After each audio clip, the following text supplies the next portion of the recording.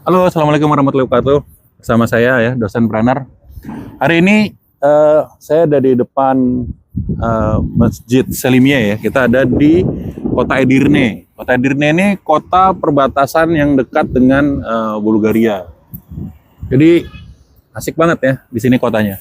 Ini bukan kota besar seperti Istanbul, tapi banyak hal-hal yang bisa kita pelajari ya. Apalagi sebagai pebisnis, sebagai pengusaha, ya kita bisa belajar banyak ya. Contoh misalnya dari kisah sejarahnya zaman dahulu, bagaimana misalnya keluarga keturunan dari Osman ingin menaklukkan Konstantinopel, dia nggak langsung serang ke Konstantinopel, tapi dia kuasai dulu wilayah-wilayah yang lebih mudah dia taklukkan ya. Jadi seperti obat nyamuk ibarat kata gitu. Jadi dia kuasai dulu sekitar-sekitarnya, baru kemudian dia maju ke Konstantinopel. Dan di sini juga adalah kota kelahirannya Al-Fatih. Ya, jadi Al-Fatih berangkat menaklukkan Konstantinopel berangkat dari sini, gitu kan. Dari kota Edirne. Nah, itu kisah penaklukan Al-Fatih dulu ya.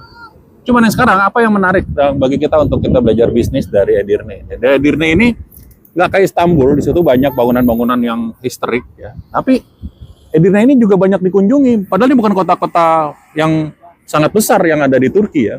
Tapi bisa dikunjungi kenapa? Karena ada satu masjid, yaitu Masjid Selimiyah, dan ini adalah warisan UNESCO, sudah diakui oleh UNESCO. Memiliki masjid yang sangat bagus dan rakyatnya juga fokus gitu dalam memasarkan apa aset yang dia punya.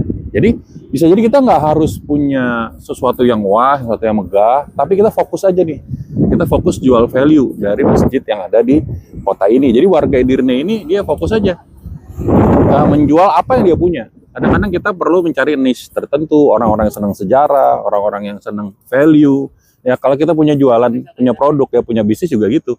Ya, jadi kita punya produk apa nih, gitu kan? Kita fokus aja, kita punya value tertentu dan yang kita jual, gitu. Kita nggak harus sesuatu yang bombastis, tapi fokus pada satu hal kecil yang bisa jadi mendatangkan cuan. Gitu ya. Kayak seperti di Edirne ini. Edirne ini tetap ramai oleh turis, padahal dia nggak seperti Istanbul yang di situ ada Selat Bosporus, ada Laut Marmara, ada wisata cruise segala macam ya.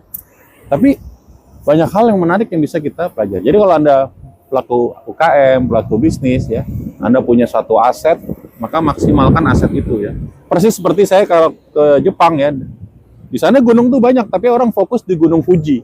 Gunung Fuji itulah yang dieksploitasi. Sama di sini orang Edirne juga gitu.